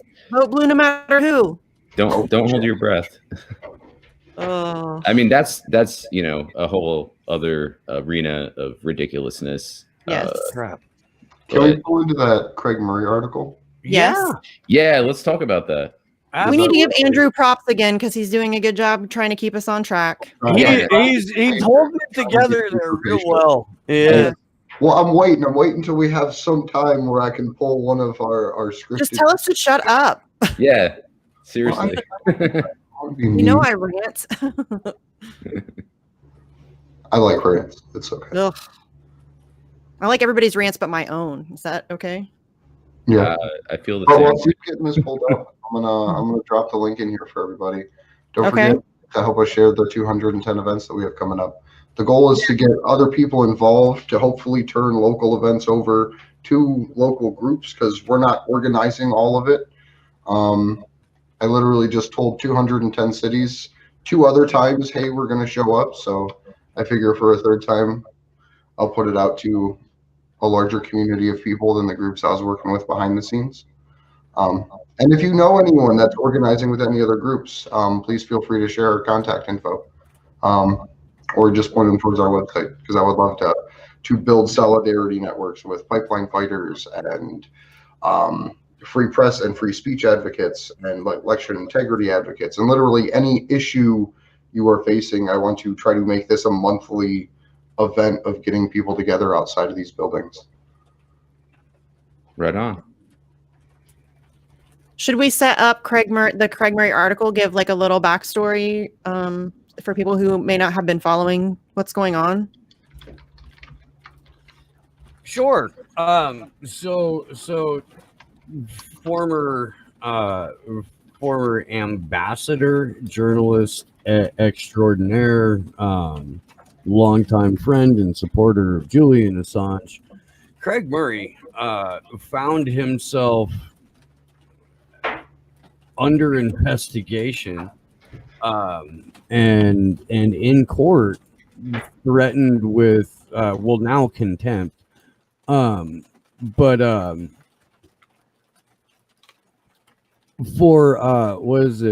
writing about writing about Alexander Salmond in a manner that the Crown deemed inappropriate. I mean, that's like it. That's the charge. The charge is essentially what they're calling breadcrumbing. Mm-hmm. And I don't know. Do you want to add a little bit more to that, Andrew? Because I've got quite a bit on it, but I've been also talking quite a bit. Yeah. So with the breadcrumbing, at the same time, the establishment media of the day was doing the same thing, but in support of the position of the state. In that indictment, they actually cite the credibility of Craig as a impactful journalist by specifically saying he was doing court reporting on Julian Assange, right? Like, here's this article about Julian Assange. Look at how many views it got. Craig's a high impact journalist. He was breadcrumbing to try to help the prosecution, right? Fast forward, he loses his accreditation with the National Union of Journalists. In doing so, the National Union of Journalists doesn't get into the process of granting him accreditation to their institution. So he is then excluded from the cloud video platform that the UK court was using for Julian's trial. So he had to attend for the second round in person during that time while he had his own court case escalating behind the scenes. And Craig Murray is a man so ballsy enough as to basically put out a 2,000-word diss track about how shitty the charges against him were written, going line by line as they spelled important words wrong, skipped numbers, not even redacting things, but literally going from, like, I think it was 69 to 71, like just didn't even change the count, and did that multiple times throughout the whole thing. And he just points out each one of these fallacies, points out conflicts of interest. And the National Union of Journalists, to my knowledge, still hasn't done a single thing to defend him. So he had to be outside of court in the early morning to get in as a observer with the family, because the courts excluded him from the press booth, or he would have had to wait in the public gallery and then exclude someone like Rebecca Vincent out. Mm-hmm. Yeah, and Craig Murray is a bona fide badass. Yeah. Like, there's no question. He's an amazing journalist. Everybody, if you're not following his case, please do support him. This is another, like, it's not getting even as much coverage as like Julian, like it's not getting talked about really at all. At least not. He's getting royally screwed over by the court. Yeah. And we'll get into it when we go into the article. But I mean, as much as Julian Assange's court experience was cartoonish and brutal and asinine and unnecessary, Craig Murray is experiencing a similar courtroom fuckery. And the UK has highly draconian laws about press reporting, like to the point that most people, even in the UK, when they can legally report on a case, won't, because it like creates exposure for them. Mm-hmm. Because they're not even allowing his family access to the video feed. Like his wife has to listen to what's happening in the courtroom on a phone all day. There's video feed, like they have video feed available, but they're not giving his family access to it because they said that her listening on the phone is adequate enough. Like, that's sufficient. That's fine. It's like, there's video feed available with his family. Just let them have access to it. It's ridiculous. Yeah, and this it's not because they don't have the resources. They're doing that on purpose. It's part of Of course they are. It's part of the torture program. It's process as punishment. Yeah. It's part of the torture. I'm disappointed that there hasn't been a release through some website or even through WikiLeaks of Julian's full court trial. All February, September, and then January. That would be so good. Like, my heart hurts at the world that has not come out yet. Mm-hmm. Oh, that would be so good. Oh. Just to put them on blast, because we would go through and pull out every fucking detail. That would be so fun. I would love to see when Mega Brain gets laughed at. I would love to see that. Are you kidding? That would bring me so much joy, you guys. I'm like giddy just thinking about the possibility. But instead, technology is used to hide their secrecy in this court trial instead of being able to publicly. The most important, like, court case on press freedom in history. Like, I don't think that's an exaggeration. To me, it seems obvious. And we, like, the people, this affects all of us, the entire globe. We have zero direct access to what's happening in that courtroom. Like, we have secondhand tweets, like live tweets from amazing journalists who are working their asses off trying to keep up with everything and tweet it out as fast as they can. And I can't even imagine what that's like, trying to keep up with a court case, like tweeting it. Like, that's insane. So, like, huge gratitude to like Kevin Gostola and Muhammad Almazi and Taylor Hudak and, you know, all of the Mary Koskidas and all of the journalists who covered the trial, because I can't imagine. But we should have all had access to that courtroom, all of us, everybody, the world over. I would add to that, kudos to all of you too. I mean, you've been doing incredible hard work, especially Steve and Andrew and Sleepy, because and relentless. It's relentless and it's beyond admirable. Sorry, I got tongue tied, but it's beyond admirable for me to to me. So I think, y'all should count yourselves in as doing just as important of work as those other journalists. As long as it doesn't involve having to be a part of any sort of club, I'm perfectly willing to accept that compliment. Yeah, that's what I mean. No, I mean, you guys don't get nearly enough credit. Like I know, like taking credit away from a Kevin Gastola or a Muhammad Almazi. Like obviously they deserve credit, not but at all. Steve, Sleepy, and Andrew should get a ton more credit than they get because they were the only people waking up at the ass crack of dawn to cover what was happening in that case or in that court as it was happening. Trying to do it from like a secondhand. You know what I mean? Like you guys deserve more credit than you get for that, I think. So there you go. There's your, like, seriously, everybody should give credit to them, in my opinion. Like I agree. You guys did awesome work. Yeah. Also the first like 5 days, the first hour of like, and you too, Misty, you've been doing great work as well. So thank you to all of you for. I'm terrible at accepting compliments, so I'm just going to like sit there and not. Yeah, I didn't sign up for this shit. Yeah, I really hate compliments. I get we really could all move away from. Well, Steve, we love you so much. Great. The compliment stands. I do feel loved, though. Thank you. Yeah, no, like not being facetious. I think it's very important, the work that y'all have been doing, and I feel. Can we just say? Can I just say how much I love that Jesse's saying y'all? Because I say it and I think I'm rubbing off on him. No, yeah, I just want to give you credit for that because even though it's not true, because I've been saying y'all for a long time. Really? I never noticed it before. Yeah, it's I would say like about 10 years, just as it's a more inclusive. Yeah. It seems more inclusive to me, but no, your y'alls have definitely rubbed off on me. So, yeah, I think what you're doing is extremely important. There aren't, as big as the story is, there aren't that many independent groups. I don't even want to say group, like just people who have come together collectively who are fighting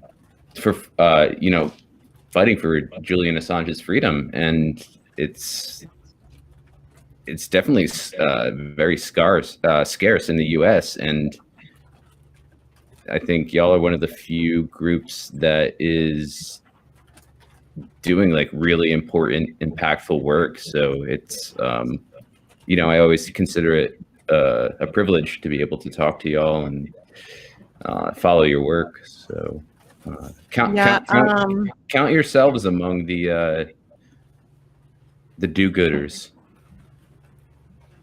I'll try. Yeah. It's growing though, I think. I mean, not fast enough and not loudly enough, but I think, especially, I think Steve said earlier, especially since September, we've seen people at least becoming more aware of what's happening. They may not necessarily be like completely up to date with how crucial it is, but they're at least aware of what's happening now, which is good. I mean, it needs to happen a lot faster. Honestly, I don't even know if it can happen fast enough at this point because we're so far gone, which I know that's very cynical. I'm sorry, but it really is just so far gone. Like we're so far behind. And if this whole domestic terrorism bill gets passed, and I mean, you saw the what is it? The bird house or whatever. There's something on Twitter now where you can like tell on each other for jokes. And really? It's like, yes, Twitter's launching this new thing where like now you can tell on each other. There's like a list of categories. I forget what it's called. Does anybody remember? Like Bird Watch. That's it. I don't know why I said birdhouse. Yes. It's called Bird Watch. And it's like this tattletale system where you can like, there's different categories. It's kind of like reporting a tweet, but nicer, I guess, sort of. At least it's being marketed that way. It's a kind of gentler snitching. It's more formal. It's not even more formal. It's being like made to be like more like you're a do-gooder Boy Scout, like you're making this a safer environment. It's somehow more passive aggressive too. Yes, it's really bizarre, and people, it's the downfall of Twitter. I mean, this, you guys, it's bad. Like, it's gonna just get worse. And I hate to be cynical, but I don't know if we can like right the ship at this point. We're really in a bad spot. We need to just organize birdwatch crews, right, and just go around and troll the like throw up flags on every promoted tweet ever for the most heinous. Yes. Well, I think we should go like I tweeted about this. Every blue check that like talks about overthrowing a government or whatever, like we need to go report that for violence. Yeah. We need I'm to go serious. report Like the we need CIA to make for that a lying. campaign. Yeah. Yes. Every time. Oh, I just hit a cat. What Birdwatch does is anything that anyone wants to claim as fake news, somebody can report that as fake news. And if Twitter decides that it's fake news, then they'll remove the post. We need to camp on the CIA, FBI, NSA, and DOJ posts. And just birdwatch the fuck out of all of them. Yeah. So when they promote one of those happy tweets, like, "Oh, the CIA is here to help you," like you're fucking lying. Or that shit is so whatever the next condescending bullshit is.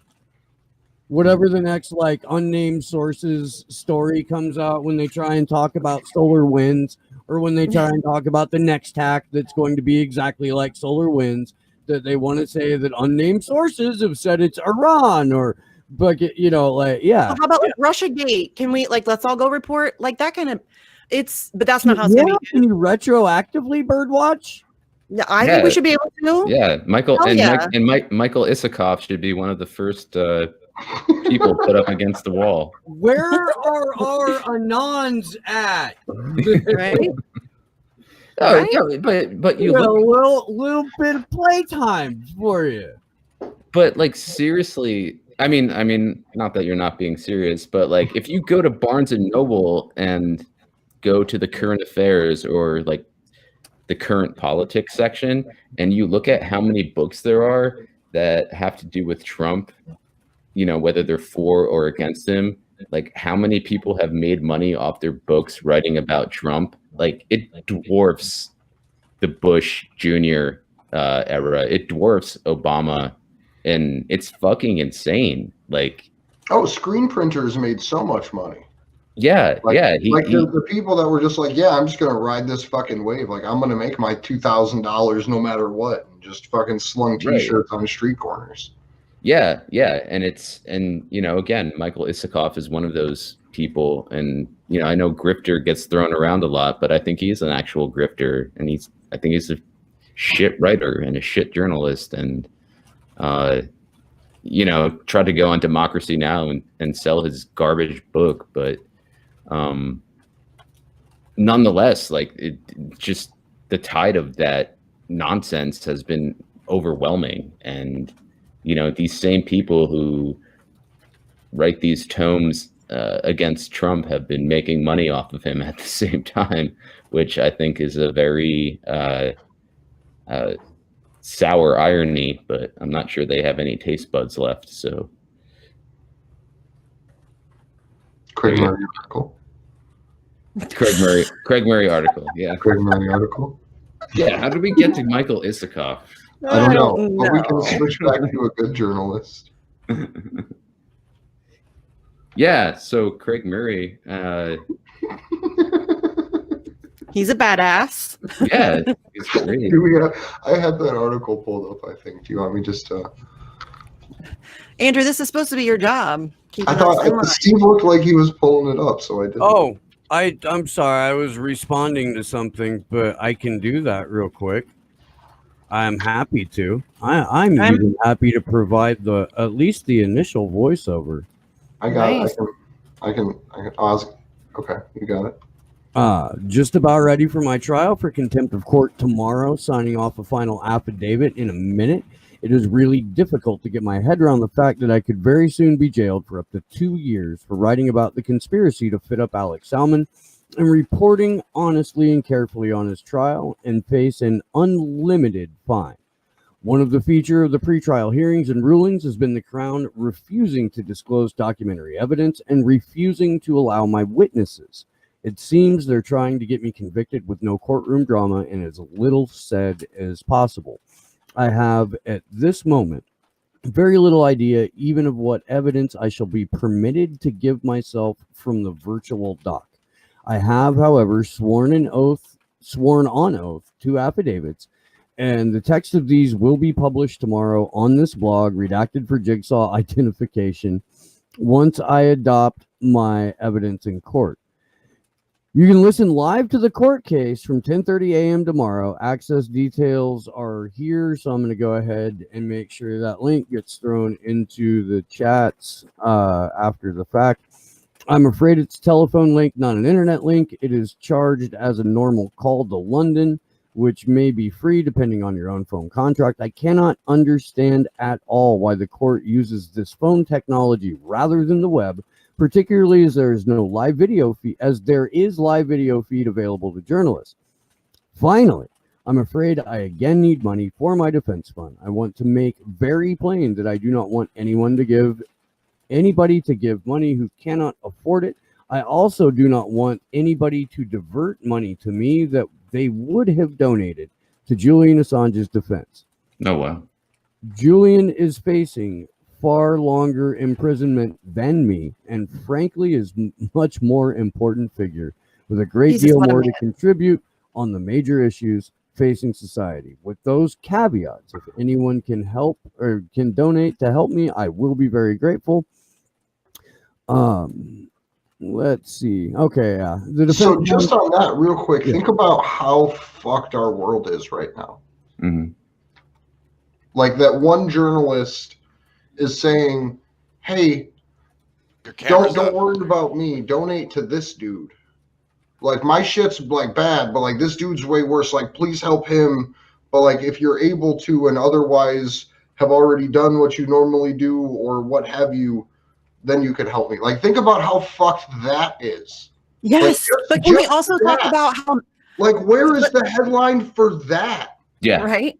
But let's talk about it on the positive end. Can we also talk about how awesome it is that like you see Ed Snowden saying, if you're going to pardon any one person, please make it Julian Assange. You see Craig Murray saying, if you can't donate to both Julian and myself, donate to Julian. You know, you see all of these people like David McBride. You see David McBride saying, you know, hey, everybody, let's support Julian. And I know that if Julian were able to, he would be saying everybody needs to support David McBride and Craig Murray. And it's that I think there's this kind of this like family atmosphere where it's, you know, everybody is in it for the right reasons. They're taking, you know, it's not, there's no ego, there's no selfishness. Craig Murray is like saying, you know, Julian Assange is more important than me, which Craig Murray is an unbelievably valuable journalist, human being. Like he deserves to be supported as well. But the fact that he is willing to say, you know, please see Julian as the higher priority than myself. That takes a lot. That takes character. I mean, that's a good man. Like, you know what I mean? Like to me, that's a good person. Yeah. That's integrity right there. Yes. Yeah. Absolutely. I didn't know that he came out with that statement, but it's, I don't want to say heartwarming because of what he's facing, but to know that there are people out there with that integrity and they stand by it, they don't roll over, is a good thing to know, I think. Yeah. And, I think that's the one thing that like keeps me, that little like piece of my cold dead heart going. It's like when Chelsea refused to roll over on Julian, knowing what she was facing, like that's, knowing that there are people like that out there it gives me hope. Like there are good people out there who are fighting for the right things. And, you know, like that makes me feel like better about, because it seems like, you know, all of the people in charge are just monsters. And so knowing that there are good people out there, you know, trying to combat that evil makes me feel better about life. I wish there were more of them though. Yeah. And they're smart people. They're analytical people. They know what's up. They're not just trying to make a buck off of some, you know, political symptom or phenomenon like Trump, you know. I would characterize him more as a symptom, but, you know, I think you get what I'm saying. Like that Barnes and Noble example, it's just, But why is it that the journalists who have the most integrity, who are really doing journalism, who are really providing information that we need to know, why are they, why are they the ones that have to deal with this? I mean, even just he signed the affidavit, but just having to go through the case itself is like a form of torture, even if he's not physically tortured or visibly tortured. It's like, it's absurd. It's absurd. And that goes back to, for me, like what I was saying earlier, that I think it's just going to get worse from here. I mean, there are a lot of good people out there who are doing a lot of good work, but I think, the empires, they're not going to prevail, but they're going to wreak a lot more havoc than we've seen so far. I had a really, really interesting conversation on Sunday with Jared Beck. And he said that one of the things that we're likely to see are more and more states pushing secession. He is under the impression that what Charlie Robinson and Jeff Berwick called the controlled demolition of the American empire, like part of that is the necessity of secession. It's an interesting concept, certainly. And like I feel like at this point I should make it very clear that no one is under any obligation to, like listen to everything that Jared says and then get mad at me for it. Right. I feel like Are you saying that you and Jared Beck are not the same person and you don't share all the same opinions and beliefs? That's bizarre, Steve Boykinen. What are you talking about?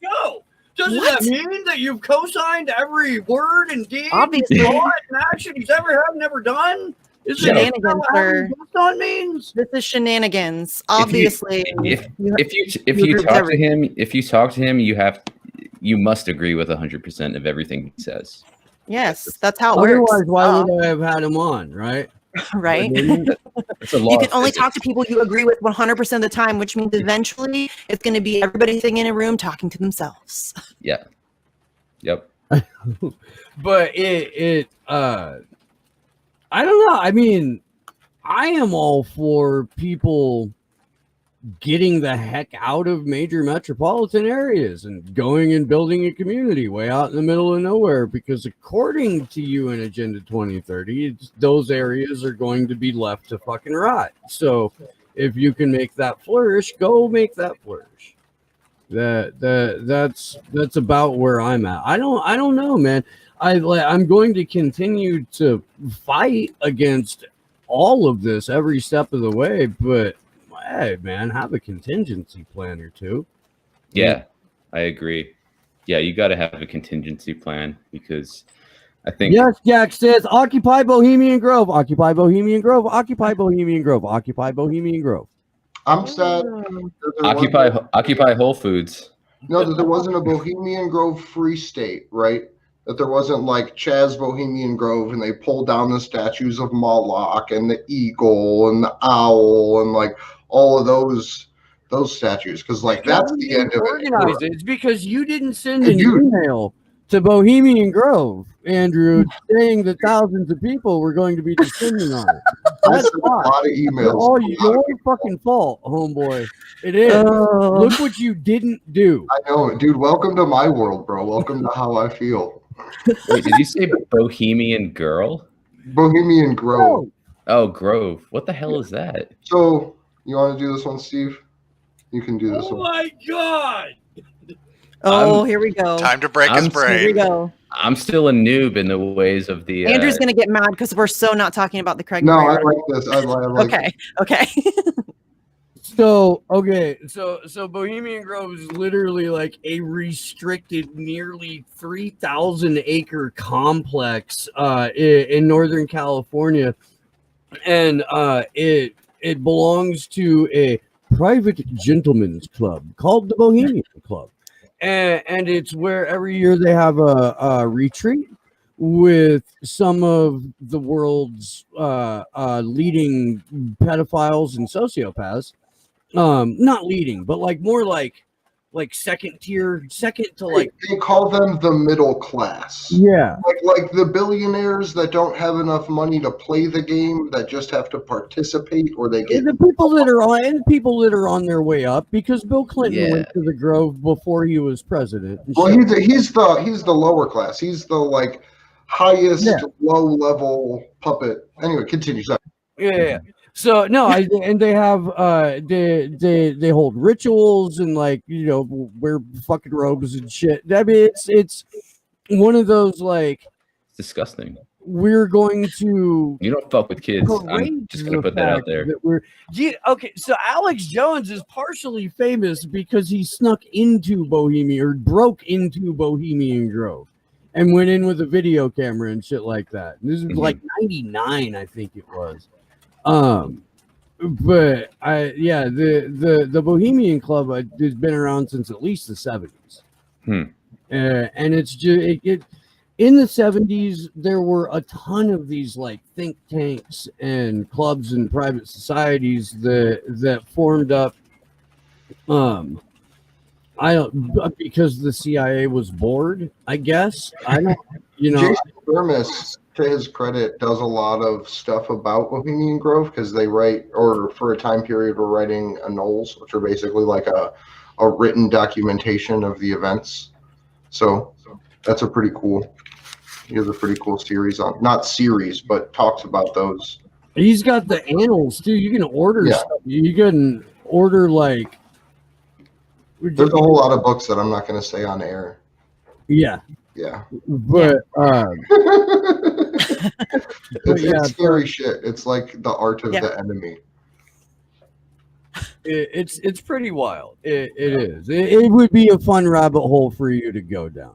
Yes, it would. I got stuck in the Tavistock rabbit hole for like way too many hours getting ready for Jared to come on. No, see, I got so far down the rabbit hole that I'm mad that Alex Jones doesn't call them Thelmites and calls them Satanists. It's like, you gotta name your enemy properly.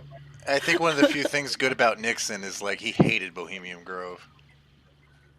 Yeah. Yeah, well, Jesse, that's definitely something that you should definitely. Hunter S. Thompson did not. Hunter S. Thompson was a Bohemian Grove attendee. I'm not surprised. Wasn't Jerry Garcia and too? Also used to be security at Esalen. For anybody familiar with Big Sur and the Esalen resort. Wasn't the dead part of that whole thing? Yeah. Both. All Jerry Garcia, Bob Weir, and Phil Lesh, all Bohemian Grove attendees and club members. And like when you approach Bob Weir and you're like, Bohemian Grove, dude, really? And he goes like, well, how else are we going to reach that audience? That is, and then like smiles at you like you should be on the inside of a Bohemian Grove joke. And I'm sorry, but no, I'm never going to be on the inside of a Bohemian Grove joke. That sounds like he's having a stroke while he's trying to provide an answer. Like, it's ridiculous. Bobby? Yeah. Like, well, because he's like, dude, if you were Bob Weir and that many research chemicals had been pumped into you from the time you were like 15, you'd be a little eggy too. Yeah. Also, I mean, no offense to any of y'all if you're Grateful Dead fans, but Grateful Dead is like one of the most boring bands I've ever listened to. Like, I'd literally rather watch. You are my spirit animal. Like, I'd literally watch like. I'd rather watch like dust collect throughout the entire day than listen. They are really boring. Yeah. So a lot of years in those parking lots, man. But yeah. No, I'm not. I mean, if you're like high as a kite, it's okay. Like it's you know.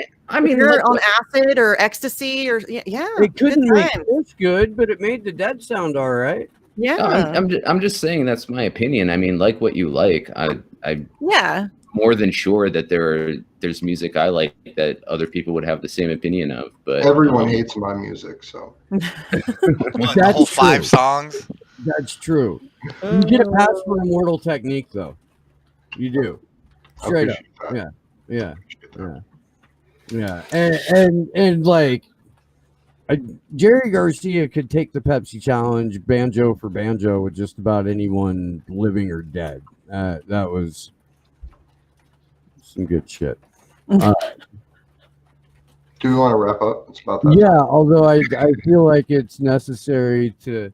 I was sent Dreadful Wind and Rain earlier today, and that is a delightful folk song about a jealous girl who murders her sister and throws her into the river, and said random, yeoman Miller pulls her out and leaves her on the bank, and a while later a fiddle player wanders by and crafts an instrument out of her remains. It's wonderful.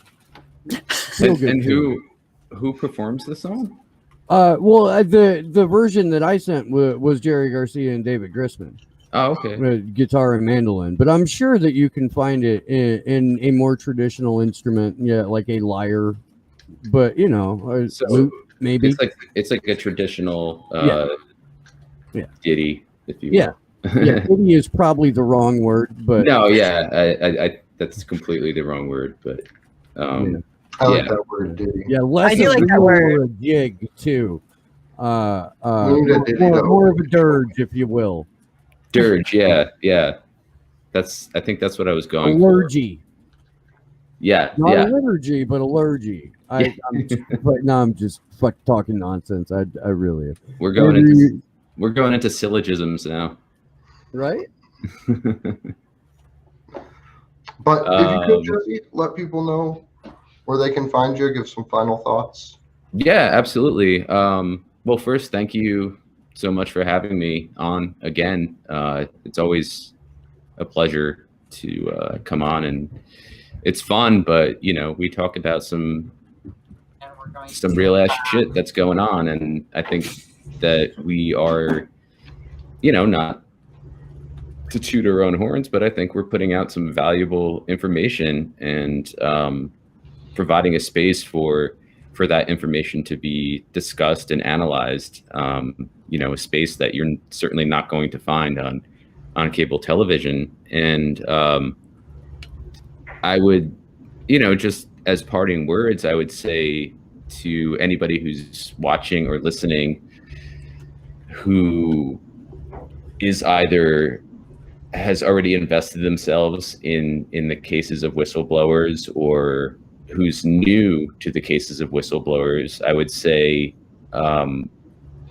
stick with your solidarity. These are really important cases because once the cages are done with them, the cages are coming for us. Make no mistake about that. And it's not on mainstream media. You're not going to hear about it on MSNBC, but it is the story of our lifetimes, as melodramatic as that might sound. And so pay attention to it, do what you can to show your solidarity. Everything helps. Donate to the vigils, to Slow News Day if you can, and just keep the action going. And if you're interested in following me, you can find me on Twitter at Jesse Zurawell. It's just JESSE ZURAWELL, capital J, capital Z. And then Misty and I also co-host a show called Facts on the Ground. We put out several shows a week, again, trying to provide a space for those political conversations that not just mainstream media, but a lot of independent media doesn't provide. And I think our main thing is we don't pull any punches, and there's nothing that's taboo for us. So we're willing to get into whatever might get our hands dirty, but that's where you can find me. That's where you can find Misty. Misty is at Sarcasm Stardust, which is Are you really doing this again to me, my friend? Yeah, it's a great name. I like saying Sarcasm Stardust. It's Are you Mindy. doing her clothes for her? It's Yes. Mindy. Yeah. Mindy. Where's Pasta? Where's Pasta? Where's pasta? I don't know. I don't think Fucker he calls me Mindy. Oh, he did. Oh, I did not. He Sorry, does. Pasta. Yeah. I doubt pasta. Pasta's mom's definitely watching. I think we're like the only people live right now. Pasta's mom watches when pasta's on, but yeah. And last thing I'll say, and Misty, I always do this. There's always one more thing, right? No, but thank you again to all of y'all. And we haven't met in person yet, but I hope that will change. But thank you for for showing me respect and solidarity and thinking that I have a voice to contribute. And just thank you for extending to your community, if you will. It's a really nice thing, and I deeply appreciate it. I know we might have our differences sometimes on different issues, but I think we're all in the same boat in the end. So. Well, that's the whole point. We talk about having difficult conversations. That's what we do here. Yeah. So that's I'll leave it at that. But thank you so much again. I really appreciate you joining us. It was literally last time we were like, hey, let's see if Jesse can come on. So it was really cool. Yeah, I'm always down to come on. So anytime you need me, I'll be there. That sounds like some weird Three's Company shit, but we're gonna outro with a song today. Little lighters. But you can find me on Twitter. The closing speech from Grapes of Wrath now. You can find me on Twitter at Andrew Zigman. You can find us on Twitter at action_4 Assange. You can find all of our call to actions at action4assange.com, including the newest one. Thank you to everybody. Thank you for Josh and Steve and Misty and Jesse. I appreciate everybody watching. Those that support Steve and have been hopping over onto Rockfin's really cool. We need to shout that out more at the start of the show. So, but yeah, thank you everyone for making this possible. Yeah. Okay. And I am Misty Winston. As Jesse already said, you can find me on Twitter at Sarcasm Stardust. And you can find our show on YouTube and on the Rockfin, Facts on the Ground. We had a marathon week last week, tons of great stuff. We interviewed Justin Jackson. We interviewed, who did we interview? Jeffrey Ventry, who is the whistleblower from Blackfish. We interviewed Chris Mohan last night. We interviewed Scott Denoyers, who's a Force the Vote activist and Medicare for All activist. Just tons of really cool people were on. We have a lot of great stuff lined up. So definitely check us out, subscribe, all that stuff. And all the interviews that haven't been posted are going to be we're working on it. They'll be up in the next day.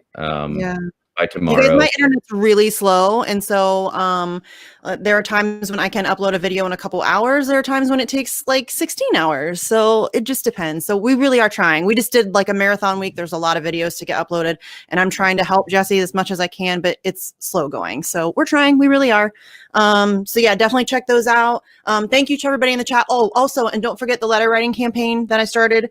I actually didn't really start it. Somebody mentioned it to me. We need to put that on the website, by the way. Yes, please. I think I was supposed to send Sleepy the link to the Discord, and I didn't. I'm sorry, Sleepy. I'll do that. But yeah, I honestly, I really didn't need another project. But somebody suggested it on Twitter and it kind of snowballed. And so we're going with it. So every Monday, I think, is the plan right now.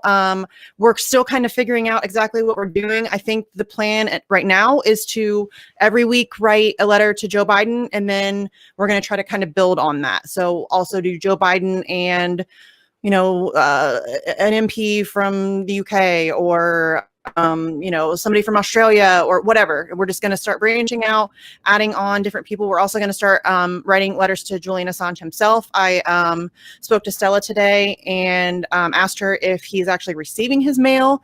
Obviously, there's no way for her to tell for sure that he's receiving all of it, but he is receiving some. So it is worth it to send letters to him. His mom also says that he enjoys like pictures of actions. I'm going to send him pictures from our protests in DC. I don't know if you can send pictures. No, you have to print them on paper. Like you can't print that, like have like pictures, but you can print just like on regular, you know what I'm talking about? Just, yeah. So like make a collage or whatever and just print it on regular printer paper. If you go to writejulian.com, there's like a list of all of like the things you can and cannot send. So that's a good source for that. But yeah, there's no way for us to know that he's getting all of his mail, but we know that he is at least getting some. And so I'm sure he could definitely use that lift in spirit. So if you have 5 minutes, send him a quick letter, tell him, that we're fighting for him and that we're doing everything that we can. Just, try to boost his spirits a little bit. I can't imagine what he's going through. So yeah, if you have 5 minutes, that's something that you can do just to make his day a little bit better, I think. So, if you want to join in on the letter writing campaign, I'm trying to get a group DM going. It's really hard for me to keep track of everybody that wants in and make sure I'm inviting everybody that needs in. And but there's put me on there. Okay. Yeah. It's just a lot. It's because it's a lot. My mentions are a mess anyways. And then you add this onto it and I'm struggling. I won't lie. So I'm trying, I really am. But there's also a Discord server. I can post a link to that. I am trying to be active in there. That's also hard. I really am trying though. I promise you guys. So yeah, we're trying to get it organized, doing the best we can. But if you want to participate every Monday, that's what we're going to do. So, and thanks to everybody in the chat. And thanks to Sleepy Josh, as always, and my co-hosts from this show and my co-host Jesse. Yeah. We love you guys. Thanks, Josh. Thanks, Andrew. Thanks, Steve. Thanks, always. Jesse. Hey, Emma's got a question in chat about sending him stamps. Oh, you can't. Oh, yes, you can send him stamps. Go to writejulian.com. You can send him stamps if you want to have him message you back or write you back. You can send, I don't know if you can send a self-addressed stamped envelope. I think you can. Please go to writejulian.com because I don't want to give you inaccurate information. And it's been a while since I've written them, so I'm honestly a little fuzzy on it too. So make sure you get the real information. And if you want to send mail to him, you can order stamps online to like British. You know what I mean? Like she's saying Royal Mail is letting her down. Yes. Well, there's a lot of people have been having problems. Yeah. A lot of people have been having problems. I will see if I can find somebody who has a solution to that. I don't know if maybe Stella could help or I don't want to bother his mom. His mom's been really stressed out. But I'll see if I can find somebody who has a solution to that and I'll get back to you guys. Okay. Deal? Because I honestly don't know the right answer for that yet. So I'll figure it out. I'll either tweet about it, put it in the Discord. If I remember, I'll mention it on Saturday's show if I figure it out by then. But I'll try to find a solution. Awesome. My name's Steve Poikinen. I have a show called Slow News Day that you should be watching on the Rockfin. You should be watching this on the Rockfin too. It's where we'll be when YouTube decides they've had enough truth out of us for one day. I really am amazed that we still have a YouTube channel. But we're also on DLive and Odyssey, and really I did just go make a free Rockfin account. If you're inclined, support the show. It's $9.99 a month. You get everybody else's premium content on the network, which includes wonderful programs like Facts on the Ground. New Rockfin members. Yeah. Thank you thank you, Jaime, if you see this. You what? I said thank you to Jaime if he sees this. Yeah. And also Scott at Rockfin who helped us get set up and get everything going like logistically. At any rate, unless I am unable to broadcast because we're all the way up Schitt's Creek, Vanessa Beeley will be joining us on Sunday. It's always a wonderful conversation with her, even though it's going to be incredibly heavy. So make sure you're there for that. We've got a lot of good stuff coming up, and just thanks everyone. Thanks Sleepy Josh on the ones and twos, Jesse Zurawell, Misty Winston, Andrew Smith, everyone in the chat. I fucking love you guys. Thanks to everyone who was watching on Rockman, supporting the show over there. Again, please go make that free account. We'll see you soon. Good luck to us all.